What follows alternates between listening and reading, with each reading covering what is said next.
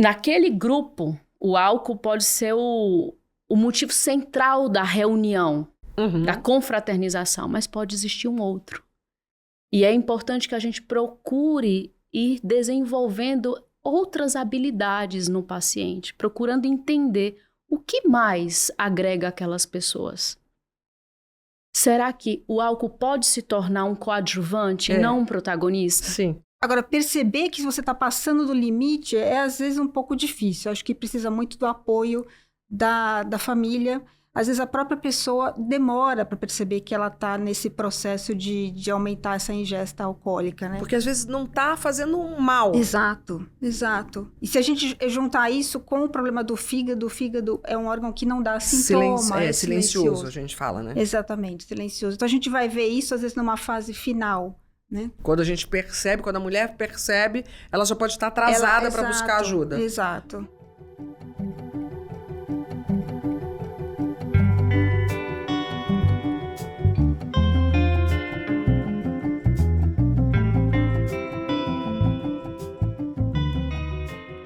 Esse podcast não substitui consultas médicas, ok?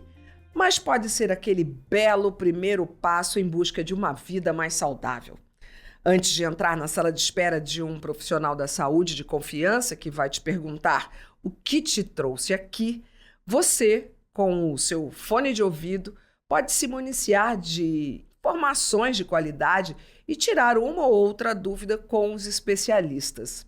Eu sou Astrid Fontinelli, jornalista, apresentadora, e esse é o Que Te Trouxe Aqui, um podcast e videocast criado pela equipe de comunicação institucional do Hospital Israelita Albert Einstein para promover a saúde por meio de histórias diversas de quem tem plano de saúde ou de quem usa o SUS. Histórias reais e sempre com as recomendações dos melhores profissionais de saúde do país. No episódio de hoje, o assunto é a bebida alcoólica. Será que existe um limite seguro para o consumo de álcool? Para responder essa dúvida, vamos receber no nosso consultório a doutora Patrícia Almeida. Ela é médica, gastroenterologista e hepatologista com doutorado pela Universidade de São Paulo. Atua no grupo de transplante hepático aqui do Einstein e é membro do Colégio Brasileiro de Medicina do Estilo de Vida. Seja super bem-vinda, doutora Patrícia. Muito obrigada pelo convite. Acho que é um assunto extremamente importante. Vamos conversar sobre. Eu tenho muitas questões e nós temos 2 pacientes com 2 histórias incríveis aqui. Também na nossa mesa está a doutora Bianca Della Guardia. Ela é hepatologista com doutorado pela Universidade de São Paulo. Atua como médica da equipe de transplante de fígado do Hospital Israelita Albert Einstein. Seja muito bem-vinda, doutora Bianca. Muito obrigada. Pelo currículo de vocês, eu sei que vocês entendem muito desse assunto e devem ver situações, histórias, para mim inacreditáveis, mas que são histórias que estão batendo na porta de muitas famílias brasileiras quando a gente fala do consumo exagerado de álcool. Mas para começar, eu vou fazer a pergunta muito importante que deu título para a gente, para o nosso podcast. Existe um limite seguro para o consumo de álcool? Não existe. É uma verdade, né? Não existe um padrão de consumo seguro, nem quantidade segura. Isso é a recomendação da OMS, é o que nós entendemos hoje como o melhor caminho. Então, não só quem não tem doença alguma, doença no fígado, ou uma doença psiquiátrica, cardiológica, não há limite seguro. No entanto, é importante entender que o melhor é o mínimo possível. Aqueles que têm uma doença crônica, aí realmente zero. Qualquer doença crônica. Em se falando de fígado, cirrose hepática, por qualquer causa, seja ela autoimune, seja ela gordura no fígado, metabólica, zero. Mas também tem outras doenças, né? Doenças psiquiátricas, neurológicas. Sim. Também o ideal é zero álcool. O tempo todo que a senhora estava falando, eu estava pensando no tal beba com moderação, né? Que está escrito, a publicidade exige que se fala isso. Então, a gente teria, num geral, porque assim, eu fico pensando nas pessoas, né? Quando eu Quando eu fico com o meu olhinho aqui. Não, mas eu só bebo 2 doses. Eu não tenho nada, eu sou saudável, eu bebo com 2 doses. Essa conta um dia pode bater, então. Para todo mundo, para qualquer um. Porque a gente não sabe exatamente qual é a origem do alcoolismo. Porque o ideal é que seja o mínimo possível. Mas existe, sim, um valor, né? Uhum. Até 2 doses para a mulher por dia e para o homem 3 doses. A dose... Por dia? Isso não é muito? Isso é muito, não é? Não, É eu muito, acho. Mas exatamente. eu sou leiga. Antigamente, até recentemente, era um valor por semana. Tá. Então, eram 14 doses ou 21 doses. Hoje a gente já fala em doses por dia, porque muitas vezes o paciente, a pessoa faz um consumo exagerado, que é aquela famosa bebedeira, que é o binge drinking. Num dia toma muitas doses, toma todas. Não, mas eu só tomo no final de semana, né? Mas aquilo também é ruim, tá? Então não, é ruim beber todos os dias, é ruim beber muito num dia só. E existem características individuais de cada um. Então tem pessoas... que as mulheres são mais sensíveis ao álcool. Isso é fato. Isso é fato. Isso é uma coisa fisiológica nossa. É comprovado. Por isso que tem essa diferença, né, de nível seguro, possivelmente seguro, mas o ideal é que procure minimizar mesmo, tá? Mas ter esse cuidado, né? O problema da bebida é porque é socialmente aceito. Muitas vezes, para você se enturmar, né, participar daquele momento de descontração, a bebida é quase um pré-requisito. Você não beber, você às vezes em determinada situação você é um estranho. Como não vai beber? Exato. Como se isso fosse uma agressão ao outro, né? Tem que se por justificar. isso que é muito difícil, né? E acho que quando a gente fala em dose, é preciso entender que depende muito do tipo de bebida, do tipo de álcool que está sendo consumido também. Então, em geral, a gente está falando em drink numa conta aproximada, aproximadamente 10 gramas de álcool. Então, é lógico que cerveja, por exemplo, tem um teor alcoólico menor, então seria uma lata de cerveja, ou uma taça de vinho. E aí, quando a gente está falando de bebida destilada, que tem um teor alcoólico muito maior, a gente está falando de uma dose pequena, né? E tem alguns países também, como o Canadá, que acabou de aprovar uma tolerância zero. Então, eles acham que realmente não existe limite seguro e que as pessoas não devem ingerir álcool, né? Então, é um assunto bem difícil, como você falou. Bom, para a gente demonstrar um pouco da dificuldade, um estudo feito pela Organização Pan-Americana de Saúde na América Latina e Caribe mostrou que o consumo de álcool cresceu na pandemia, especialmente entre as mulheres. Em 2023, houve um crescimento de 7,5% no número de óbitos de mulheres por causas atribuíveis ao álcool, quando comparadas às taxas que a gente tinha entre 2010 e 2021. Esses dados são do Centro de Informação sobre a Saúde e Álcool. Então, doutora Bianca, quais são as causas que podem levar a esse aumento? A gente está falando aí de uma circunstância muito específica, que foi a pandemia. E junto com isso, como é que uma pessoa pode perceber que ela está indo por um caminho que não tá boa essa avenida não vai levar ela a um lugar legal? A gente tem visto já esse aumento da ingesta alcoólica, já vem um pouquinho antes da pandemia, né? Os estudos já têm mostrado, tanto em jovem como em mulher, já tem tido um aumento... Jovens de ambos os sexos. Jovens de ambos os Jovens sexos, em geral e mulheres. Acho que a pandemia veio piorar, a gente sente isso no consultório, a gente vê isso no consultório, gente que não tinha consumo, que passou a consumir diariamente.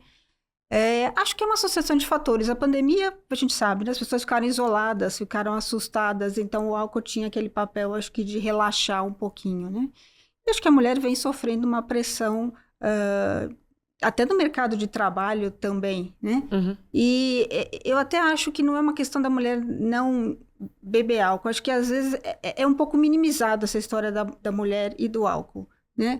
Porque a mulher tem filhos ou está grávida, então fica uma cobrança maior socialmente para não beber, mas eu acho que sempre existiu um consumo de álcool. A gente vê, por exemplo, cirrose em álcool em homens e em mulheres também, né? Uhum. A gente olhando a ponta final, né? Agora, perceber que você está passando do limite é, às vezes, um pouco difícil. Acho que precisa muito do apoio da família. Às vezes, a própria pessoa demora para perceber que ela está nesse processo de aumentar essa ingesta alcoólica, né? Porque às vezes não tá fazendo um mal. Exato, exato. E se a gente juntar isso com o problema do fígado, o fígado é um órgão que não dá sintoma, é silencioso, a gente fala, né? Exatamente, silencioso. Então, a gente vai ver isso, às vezes, numa fase final, né? Quando a gente percebe, quando a mulher percebe, ela já pode estar atrasada para buscar ajuda. Exato. Mas quem tá ao lado pode perceber até antes, não é?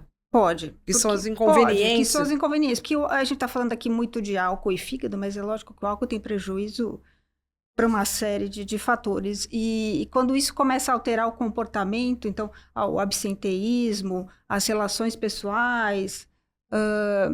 começa a ter esquecimento de tomar as outras medicações, de cuidado. Acho que a família tem que estar próxima para tentar dar esse alerta. Né? Com certeza. Vem cá, a gente falou aqui já da palavra beber socialmente. E o interessante é que a gente está fazendo esse podcast baseado nos tripés da medicina do estilo de vida, que em um momento fala muito das relações sociais. Do ter amigos, do estar com outras pessoas. Então, portanto, o contra-argumento de quem bebe fala, poxa, mas é só no final de semana, é só um vinho, é só para estarmos juntos, é só para celebrar. Mas esse ponto positivo, e eu acho que eu vou reafirmar, pode ser positivo no primeiro momento, e só para algumas pessoas. É muito importante a gente fazer a diferença de abuso de álcool, então consumo em excesso, que é o mais comum, né? E a dependência do álcool. Então, é o que a Bianca estava falando, a dependência já tem problemas de relacionamento, problemas no trabalho, então isso é muito importante, o apoio da família, né? E já o abuso... É muito comum, as pessoas não reconhecem. O que é importante é essa questão do padrão. Muito paciente fala, eu sempre procuro esmiuçar. Sim. Qual é a bebida? Qual que você mais gosta? Qual o momento? Quem te acompanha? É depois do trabalho? Uhum. Sempre tem aquele caminho de volta, sempre passa naquele mesmo bar, encontra as mesmas pessoas.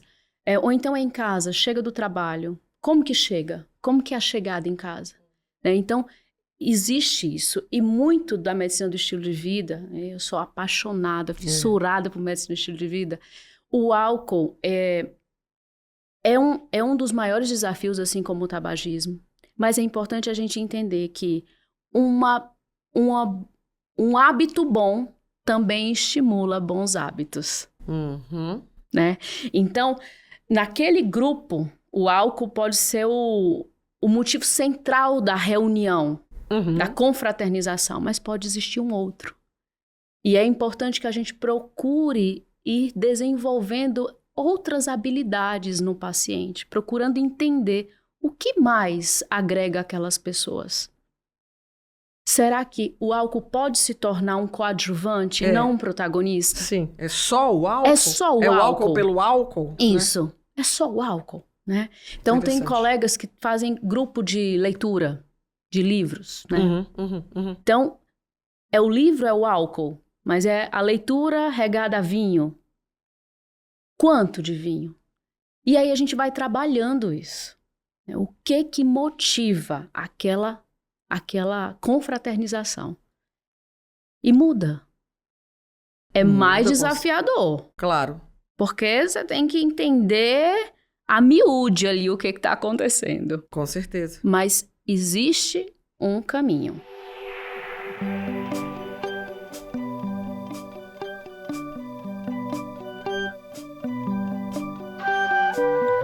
Vem cá, agora as minhas doutoras estão devidamente acomodadas no nosso consultório, a gente pode abrir, e vai abrir a porta, para os nossos pacientes que estão nos aguardando na sala de espera.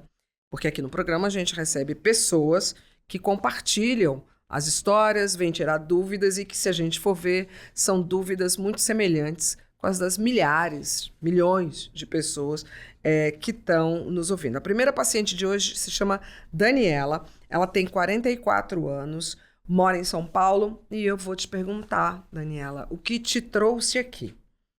E aí eu vou ler o que ela contou.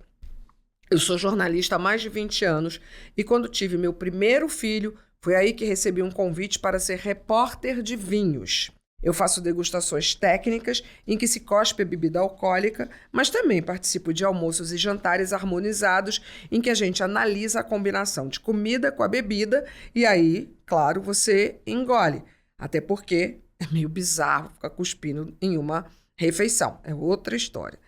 E esses meus menus harmonizados são uma loucura. Eles podem servir até 9, às vezes 12 taças. Eu não bebo mais qualquer coisa, sou bem criteriosa e tenho uma política de não beber todos os dias. Eu vejo que cada vez se fala mais dos problemas que o álcool traz. E isso está sendo discutido, inclusive, por quem escreve sobre bebida e está sendo visto de outra maneira pelos mais jovens. A gente vê a indústria se mexendo, a gente vê várias bebidas sem álcool sendo lançadas, ao mesmo tempo que se tem aquela ideia de que vinho faz bem para o coração. Então, em quem confiar? Eu também acho, às vezes, que os médicos que falam sobre alcoolismo têm uma postura muito conservadora de que não pode absolutamente nada. Eu fui em uma endócrina uma vez que ficou chocada quando eu disse que dividi uma garrafa de vinho com meu marido. Falou que eu não podia beber igual a ele e que as mulheres têm uma tolerância mais baixa. É um desabafo mesmo que estou fazendo, porque é uma preocupação que eu tenho. Que tipo de riscos uma vida de beber profissionalmente pode me levar a ter? Bom, eu primeiro quero agradecer super a Daniela, e ela tem vários relatos dentro da mesma questão, mas acho legal a gente começar com essa ideia de que ela citou aqui e que já é bem disseminada, de que vinho faz bem para o coração. Eu não sou médica, mas tenho uma resposta, mas eu prefiro a de vocês. Vamos lá, esse é um assunto bem polêmico, né? O primeiro estudo foi um estudo francês e ele realmente mostrou que o paciente que ingeria vinho tinto, no caso, ele tinha menor risco de doença cardiovascular. Menor, padrão isquêmico, né? E depois, vários estudos mostraram que não o etanol, mas o vinho tinto e até a uva tem propriedades anti-inflamatórias, os tais polifenóis e tudo mais. Mas o que a gente precisa entender é que esse primeiro estudo, ele não avaliou, por exemplo, os outros hábitos de vida. Então, se essas pessoas eram mais sexo masculino, sexo feminino, sabendo que mulher tem uma menor tolerância, não avaliou quantidade de atividade física, tipo de dieta, então que talvez fossem fatores que minimizariam esse risco do álcool, e a gente estaria vendo só o lado mais positivo. Então, é muito difícil a gente indicar ou achar que o vinho possa ter esse benefício e que isso não esteja associado a algum malefício, a algum prejuízo, entende? Porque o etanol realmente a gente sabe que é nocivo não só para o fígado, mas para diversas outras condições. Então, até hoje isso é um assunto polêmico na literatura, né, Patrícia? A gente sabe que tem até alguns colegas que orientam pacientes a tomar vinho tinto, né? Mas a gente, acho que como hepatologista, a gente fica um pouco desconfortável com essa situação. Eu brinquei e falei, eu não sou médico, não sei a resposta, porque pode até fazer bem pro coração, mas pro fígado, Exato. meu amor. Falando em fígado, mais complicado ainda. Os desenhos dos estudos que trouxeram essas informações só levantaram dúvidas, não trouxeram nada que nos embase para indicar beber para proteger o coração. Então, na verdade, os estudos mais recentes veio esse que trouxe essa esperança, essa luz no fim do túnel para quem, né? Mas a verdade é que não há benefício, né? Então, os estudos mais recentes mostram que não há benefício. Exato. E o importante é realmente superior a qualquer possível benefício que também não está comprovado. Então, mas é isso que a Daniela falou, acho que essa questão de falar de maneira muito conservadora, sabe? Acho que isso é uma coisa que pode, de certa forma, ser um julgamento, né? Eu acho que o médico, quando recebe um paciente como a Daniela, o acolhimento e o não julgamento, né? Isso faz toda a diferença. Porque realmente, ok, o que nós almejamos é o 0. Hoje a gente está onde? No 80? Vamos baixar. Quanto que a gente pode conseguir? Não, né? não julgamento de forma alguma. De A forma Daniela, alguma. ela trabalha. Ela Ela trabalha trabalha. com isso. E o trabalho que ela arrumou foi essa de ser profissional da bebida. E aposto que ela ainda ouve a piada que Você ela paga para beber. Ela É paga paga para pra beber e bons vinhos, porque ninguém faz degustação com vinho de baixa qualidade. Mas o fato é que o que ela até coloca e pergunta, né, tem risco nessa profissão. E não só de quem trabalha com a bebida, mas também de quem transforma a bebida, isso acho que a gente até passou por aqui, a bebida está inserida dentro desse contexto também do trabalho, que vamos fazer o happy hour. Se eu não for fazer o happy hour, eu não sou uma pessoa que estou pertencendo a esse grupo aqui do trabalho. Conheço gente que é até chamada a atenção, porque, poxa, você nunca sai com a gente, pela chefia, né? Você nunca está ali no happy hour com todo mundo. Então, quais são esses riscos? E aí eu vou colocar uma palavra aqui, para quem realmente bebe bastante, porque é bastante. Quem trabalha com isso e quem, por conta do trabalho, está sempre enfiado em happy hours, o risco é alto, né? O risco para o fígado é alto, então o álcool dá uma série de lesões no fígado, desde presença de gordura no fígado, uma hepatite por gordura, e se esse consumo vai sendo crônico, ele pode evoluir para uma cirrose. Então, cirrose, a gente fala, é a fase final das doenças hepáticas, e a gente tem ainda muito estigma de tenho cirrose, então eu bebo. Não, existem várias causas para a cirrose, mas a cirrose é a via final de alguma coisa que está inflamando o fígado cronicamente. Então, o álcool, um paciente que consome cronicamente, pode evoluir com uma cirrose, pode evoluir com aparecimento de câncer no fígado. Então, diretamente para o fígado, o álcool tem uma série de lesões que ele pode causar. E o que é importante, né, como a Bianca falou, existe todo esse caminhar. Então, o paciente, ele bebe, se ele mantiver aquele consumo em excesso, ele vai depositar gordura em excesso no fígado, depois aquela gordura vai inflamar, aquela inflamação vai gerar cicatrizes e as cicatrizes vão se somando ao longo de, por vezes, décadas, até uma cirrose hepática. E aí a cirrose e suas complicações. E a única coisa que muda essa história natural é a abstinência. Não existe nenhum remédio. Não existe nenhuma outra estratégia de tratamento que não seja a abstinência alcoólica. Parar de beber. Parar de beber. Fígado se regenera? Pode se regenerar. E quanto antes parar, então um paciente que tem fez a gordura, fez inflamação, fez cicatrizes, o paciente consegue até regredir cicatrizes. Mas uma vez que o paciente fez cirrose, que descompensou com aquela barriga d'água, teve outras complicações como vômitos com sangue, outras complicações graves da cirrose, é difícil a reversão, mas o paciente ele pode estabilizar a doença. O fígado é tão incrível que se 10% dele estiver funcionando, ele consegue dar conta. O único defeito dele é que ele é silencioso. É isso que a gente estava comentando antes, que é muito importante. Esse o problema. A gente tem muito paciente que bate no consultório, né, Patrícia? Infelizmente já com cirrose. Mas eu nunca senti nada, doutora. Exato. Ninguém me falou, né? Tem muita história, ninguém me falou. O fígado é silencioso. É silencioso. Se tiver qualquer problema no fígado, ele não dá um alerta. Normalmente, na fase crônica, não. E, inclusive, às vezes, os exames podem estar normais. Podem até normais ou praticamente normais. Praticamente normais. Os exames de sangue, né? Os exames de sangue. Você então, só vai ver por imagem. Algumas imagens. Que danado esse fígado, hein? No início da doença, até a imagem, um ultrassom pode trazer, assim, alterações tão discretas que vai escutar assim, não, isso aqui tá... Porque o fígado tá bom. Tá bom. Tá tudo bem. Vem cá, a Daniela falou uma coisa que me chamou muita atenção.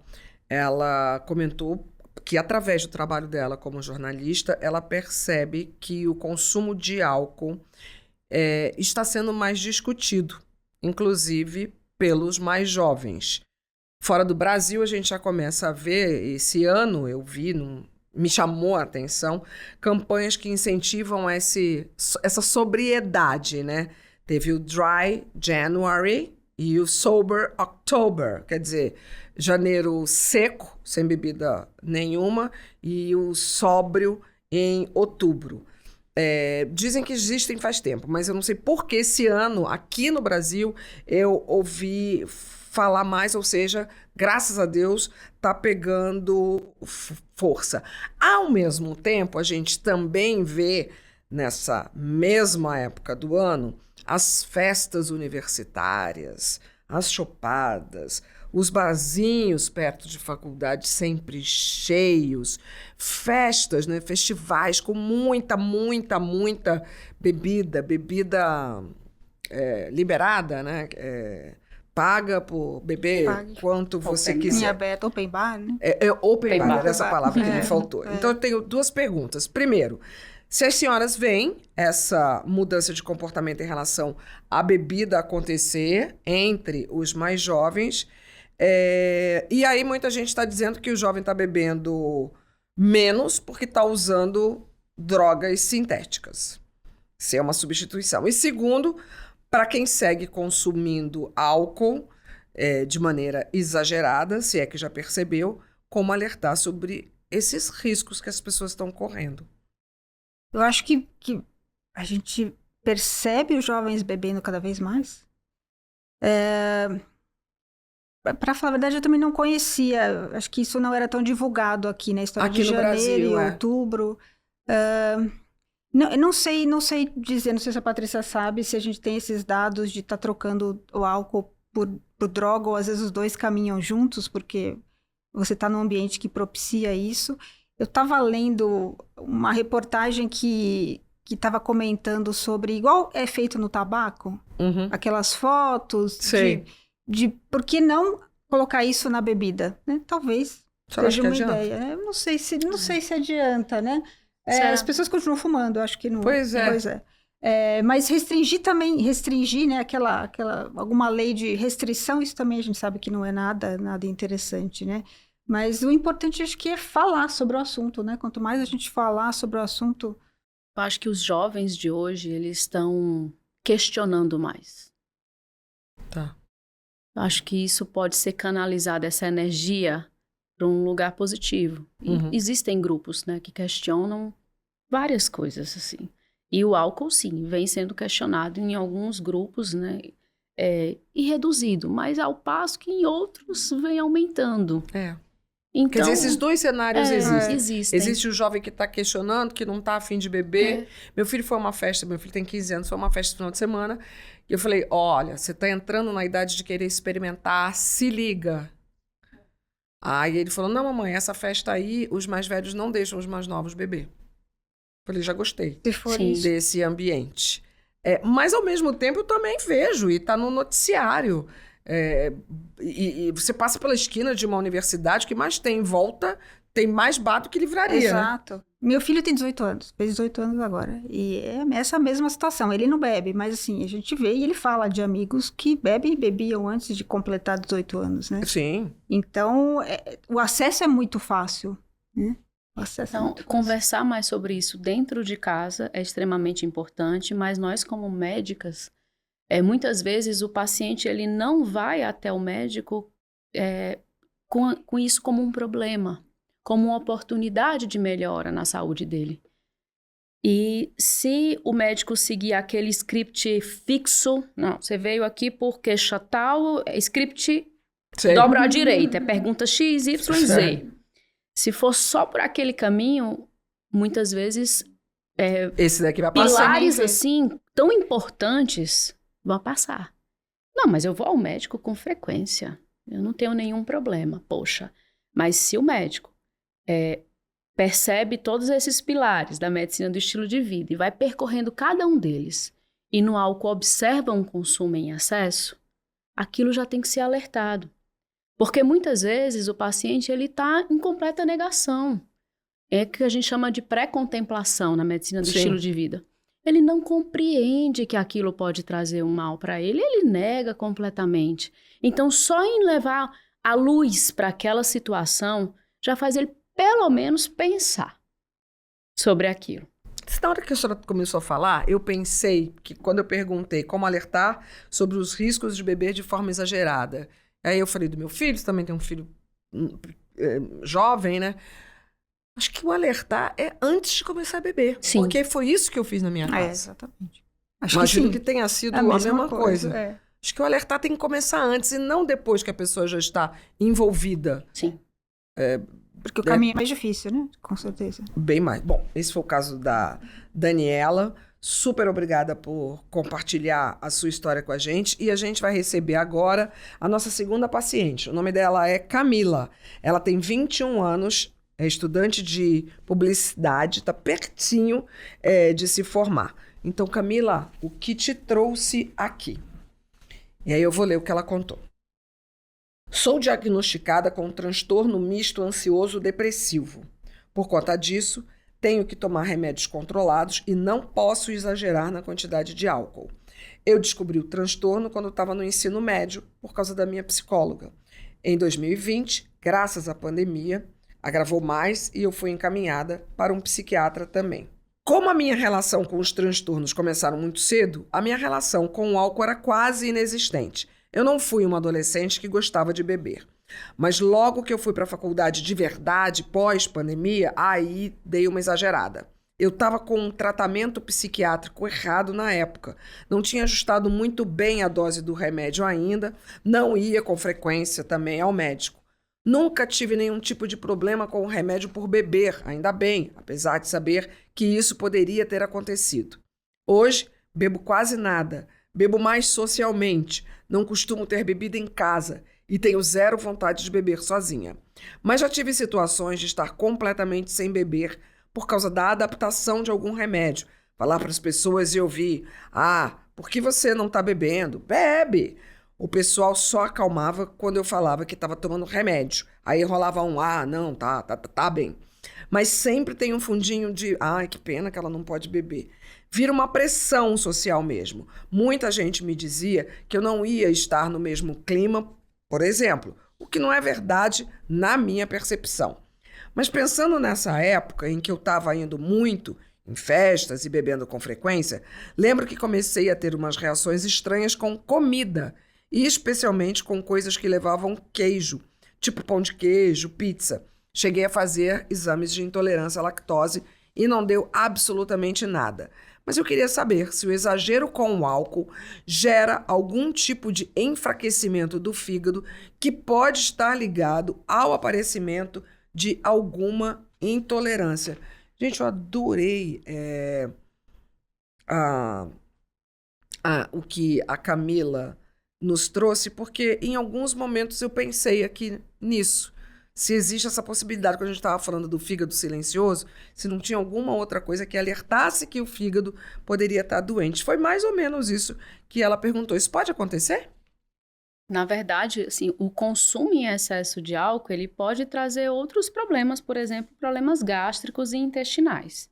Então, esse medo, será que meu fígado está adoecido, por isso eu senti uma dor no abdômen, vômito, náusea. Na verdade, isso pode ser mais uma questão de intoxicação alcoólica, intolerância gástrica ao abuso de álcool, que muitas vezes vem junto com comidas mais gordurosas, sim, com excesso, né, uma overdose de lactose, né?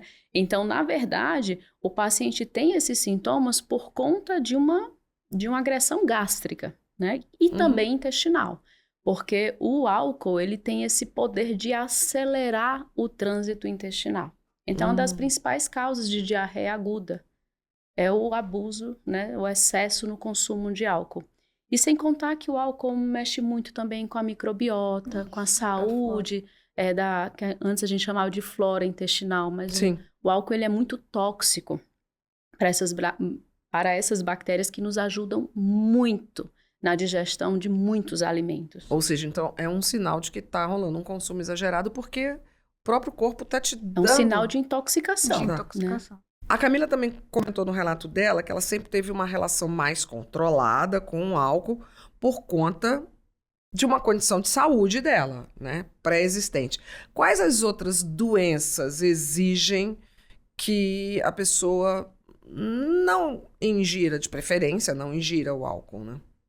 Acho que várias doenças aí psiquiátricas, onde muitas vezes a pessoa também usa medicações que podem deprimir o sistema nervoso central, isso é indicado que a pessoa não consuma álcool, porque isso pode ser exacerbado de alguma maneira. E hoje vem se falando muito até em questão de pacientes com obesidade por conta da distribuição de gordura e de aumentar o risco de inflamação. Também é uma população em que o consumo tem cada vez menos sendo permitido, se a gente pode dizer assim. Diabéticos que usam medicações para baixar a glicemia também são pacientes de risco se ingerem álcool muito agudamente.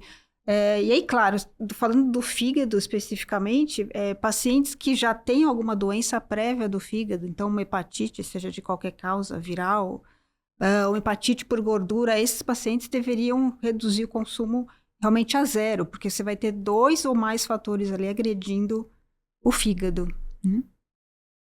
Inclusive, os pacientes que fazem o consumo em excesso de álcool, né? E tem gordura no fígado por uma questão metabólica, é uma associação negativa, né? muito complicada. Quando a gente falou de décadas para ter uma cirrose hepática, 2, 3 décadas, divide pela metade. Então, aumenta muito a rapidez em que a doença no fígado se instala.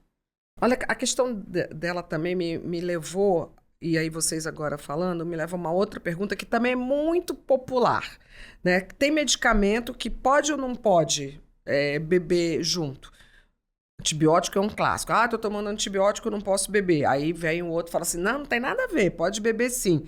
Queria que vocês comentassem um pouco sobre isso.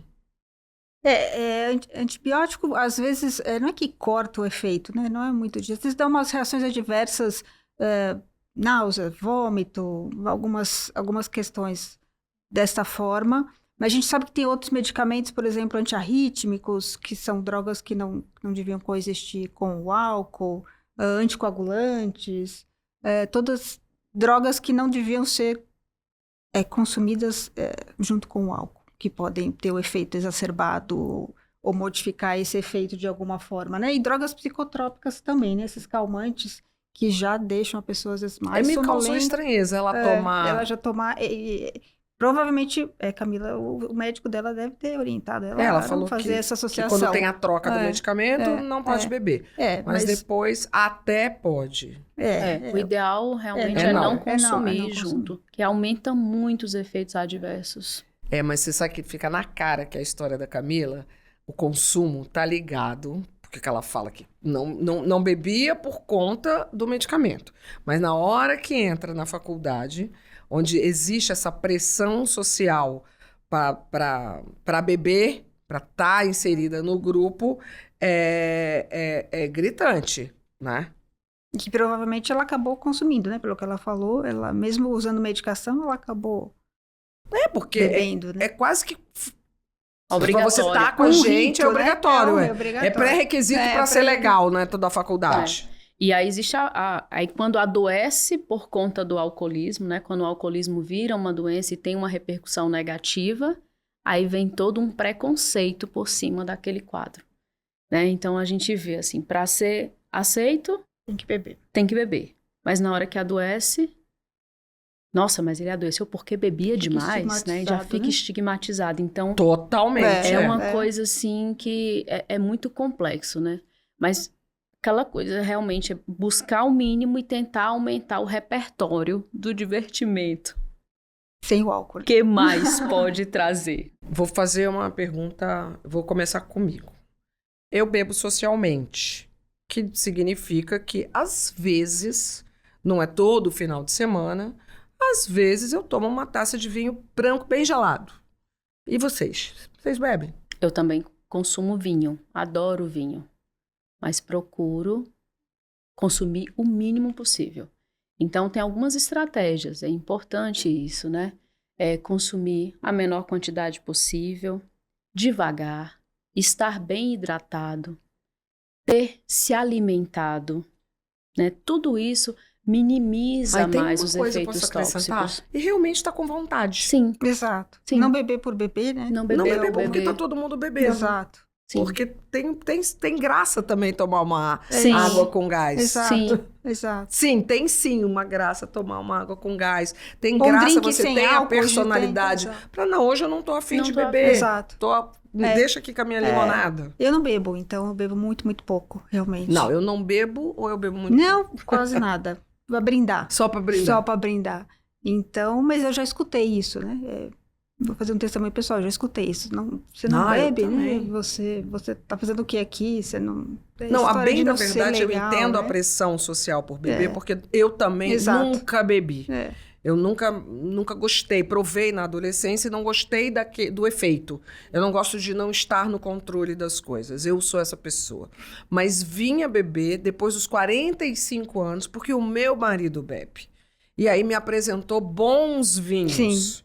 E aí eu gostei daquilo. Portanto, eu não bebo toda hora, porque não é toda hora que eu tenho acesso a bons vinhos. Mas é uma pontual, né? pontual. Essa Bem pontual. faz toda a diferença, né? Acho que ter esse entendimento faz toda a diferença. Né? É tender ao zero, né? Acho que a ideia é essa. Se não tiver, também fico feliz, né? Acho que é mais ou menos isso, né? É. Porque ela fala, né? A Camila fala que as pessoas falam que ela não tá feliz, que ela não tá curtindo como todo mundo, mas ela sabe que ela tá curtindo. Exato. E eu curti a minha adolescência também. inteira sem Sim. beber e curti horrores. Curti mais do que muita gente que apagava antes de mim.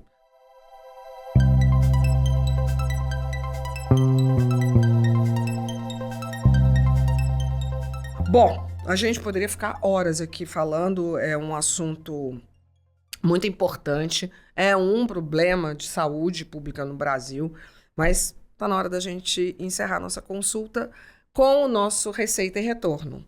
É aquele momento em que as senhoras aí vão dar a última dica, uma recomendação, alguma coisa que não tenha falado sobre o nosso tema do dia. Então, como a gente abriu o programa respondendo se existe ou não limite para o consumo de álcool, acho que seria legal as senhoras darem uma dica para aquela pessoa que passou um pouco do limite na opinião dela e está precisando curar a ressaca do dia seguinte.